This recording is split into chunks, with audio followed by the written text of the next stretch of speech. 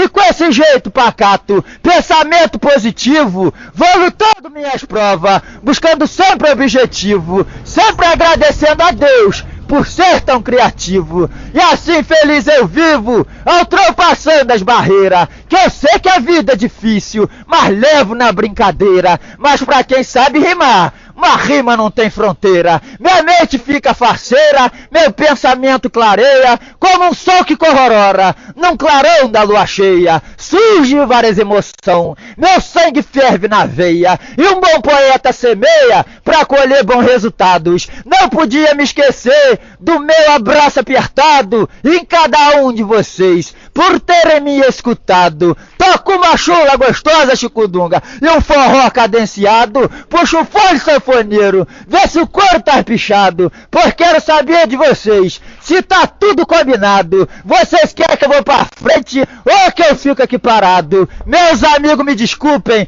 do meu verso demorado, é que o freio da minha língua deve estar escangalhado.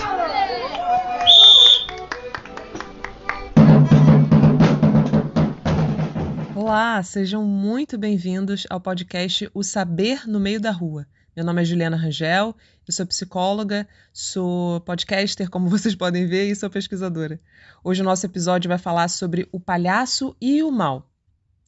É muito curioso ver na clínica, no início da terapia das pessoas, que o mal está no outro. O perigo são os outros, o outro sente inveja, quer meu mal, não gosta de mim, me calunia, me persegue. E com o passar do tempo, esse mal começa a ser identificado na própria pessoa também, o que significa o início do caminho da recuperação e do desenvolvimento da personalidade. Na Folia de Reis, o mal está incluso no festejo, está dentro e convive em plena harmonia com o bem. Os palhaços são os perseguidores, né? Mas aí até certo ponto, quando eles viram que não conseguiriam pegar o menino, porque o menino não era chegada a hora do menino. O menino só foi morto depois, quando ele já era adulto, com 33 anos de idade. Os soldados significa isso, que perseguiu ele, mas depois eles acompanharam eles, que eles tinham que andar com eles até a casa do Simeão, que era parente de Maria, entendeu?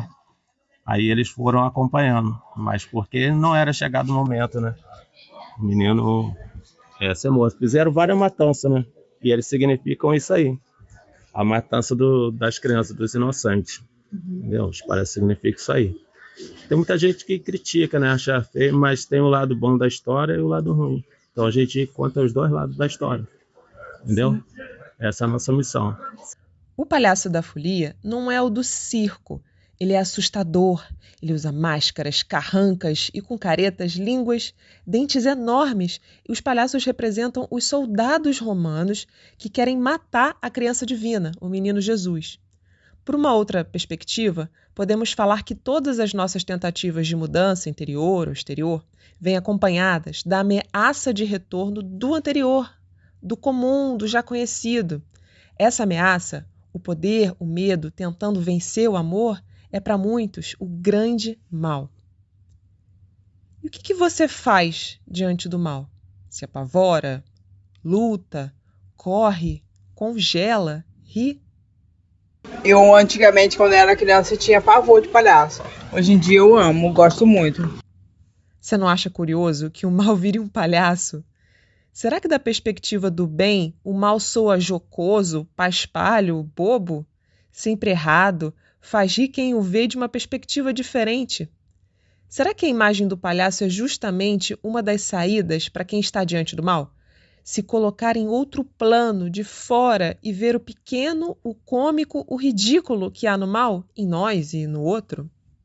Para alguns, o palhaço da folia é o soldado romano que foi convertido ao bem, que aceitou estar errado e humildemente mudou de posição, usando sua esperteza para ludibriar o poder vigente e manter o menino a salvo. E a gente sabe o quanto precisa ser esperto para lidar com as armadilhas e as ciladas dessa vida. Na Folia de Reis de Vassouras, o mal e o bem estão dançando, fazendo poesia juntos. O palhaço faz alvoroço, dá pirueta, ele se arrisca mesmo, mas também ensaia e improvisa. Ele se integra pela arte e ao mesmo tempo assusta. E toda vez que chegava o Natal, né, no dia 25, ia um grupo com a folia de reis conhecida lá da família, sempre lá no sítio, para fazer uma apresentação. E no início eu não entendia muito, que eu era criança, tinha até medo dos palhaços, né? Mas depois eu fui crescendo, fui adquirindo mais conhecimento, mais cultura, e fiquei assim apaixonado, né? Realmente por essa cultura, por essa coisa tão linda que é a folia de reis. Como é que você perdeu o medo dos palhaços? Que realmente eu vi que ali tinham pessoas ali dentro, que era tudo uma brincadeira, né? Como eu também tinha medo do bate-bola do carnaval, mas eu perdi o medo, eu nunca me fantasiei, eu nunca saí na folia de reis, mas sempre acompanho. Pelas ruas, a gente conversou com muitas pessoas que disseram ter medo dos palhaços, que era uma coisa horrível, que tinha vontade de sair correndo. Uma senhora contou pra gente que o filho quase morreu por causa de um susto que teve com o palhaço da Folia de Reis. Talvez essas reações respondam à seguinte pergunta: como você convive com o mal que tem dentro de você? Ou como você está lidando com o mal que te fizeram?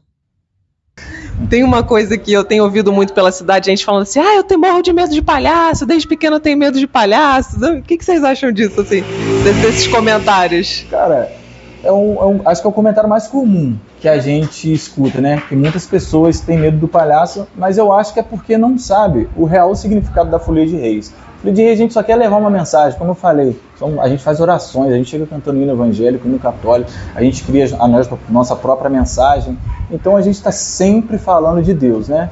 E essas pessoas e o palhaço faz a outra parte, ela representando os soldados, perseguidores e tal, mas enfim, eles não têm mal algum, a gente apenas é um teatro ambulante, que está de rua fora, né? Mas muitas pessoas têm medo, às vezes até pelo desenho das máscaras, você vê aquelas máscaras com dentão, uns olhão, aqueles pelos, né?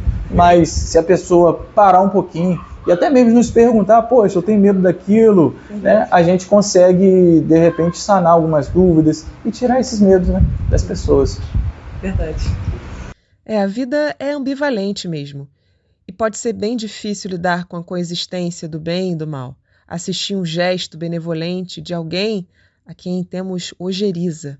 Ou assistir uma pessoa admirada e amada ser terrível e cruel. Ser capaz de um enorme bem e ser mesquinho e egoísta no momento seguinte. A gente tende a reduzir as coisas a um dos extremos, escolhemos sem perceber o que vamos colocar na caixa do maravilhoso e do terrível, sendo que muitas das coisas talvez possam até caber nas duas caixas. Você vai pra Folia e brincar de palhaço. Eu sempre tive um sonho de sair na folia. A primeira vez que eu comprei a folia, o senhor que tá rezando lá se chama Herbe Caboclo. Eu era do tamanho desse menino aqui, mais ou menos. Devia ter uns 7, 8, 9 anos. Eu tinha medo de palhaço, tinha pavor de palhaço. Mas sempre tive um sonho de sair de palhaço. E depois que eu vesti, a primeira vez que eu saí como folião. Aí eu não gostei. Falei, não é pra mim não. Ficar batendo não é pra mim não. Aí depois que eu botei a farda, tô aí já, 11 anos já. Legal. E a minha vida é isso aqui. É interessante que o Gabriel fala de brincar de palhaço. Isso é muito legal. Esse palhaço que representa o mal dá algum lugar para esse mal-estar. E faz o mal se converter ou se harmonizar pela arte, pela disciplina do treino e especialmente pela alegria da festa. Talvez encontrar o ridículo, o patético do mal, nos ajude a colocá-lo em seu devido lugar, para que possamos assumir o nosso, com tudo que nos inclui, inclusive o terrível em nós mesmos. Lidar com o mal no outro sempre coloca em jogo a forma com que lidamos com a nossa própria maldade. É sempre um desafio lidar com o trágico, e o palhaço sempre transforma o problema numa história para contar. E você? Como você tem contado a sua maravilhosa e terrível história? Aqui na nossa região Vassouras tem um significado a Folia de Reis. Os palhaços representam os soldados do rei Herodes que queria perseguir Jesus, né? Porque ele queria matar quem fosse rei. E como ele ficou sabendo que os 3 reis queriam adorar um novo rei, então ele mandou os soldados perseguir os 3 reis e Jesus. Eles usam a farda de soldado, a bengala representa a espada, o capacete, que representa o capacete de soldado, uma sacola que receberam o dinheiro para a perseguição, e a máscara feia porque representou um soldado ruim. Em vários estados, acho que todos os estados têm Folia de Reis, só em cada lugar o palhaço representa uma coisa, tem lugar que o palhaço representa os 3 reis, e tudo para mim é válido, cada local com a sua cultura. Tiaguinho fala pra gente, né? A máscara é feia porque representam um soldado ruim. Quem dera pudesse ser tão fácil identificar o mal na vida comum, a partir de máscaras feias, mas o terrível se esconde no belo e no feio. A sabedoria é saber identificar onde esses dentes e garras estão escondidos. No final das contas, toda casa, todo coração é um presépio com uma vida nova nascente, que precisa ser reconhecida, cultivada, protegida do mal e dos poderes que a ameaçam. A gente pode imaginar que a Folia de Reis lança perguntas para a gente. O que estamos fazendo das nossas possibilidades de renascimento? Como você está lidando com o mal que ameaça o amor vivo dentro de você? E esse foi o final da nossa primeira temporada. Espero que vocês tenham gostado. Mandem pra gente suas ideias, opiniões, vamos botar o papo em dia. A próxima temporada vai falar da nossa viagem para Ouro Preto, Minas Gerais.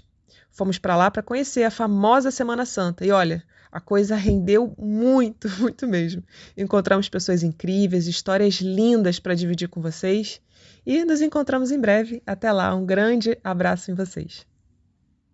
Então vamos aos créditos por ordem de aparecimento. A gente ouve lá no início o Gabriel da Jornada Nossa Estrela fazendo uma rima criada por ele, linda.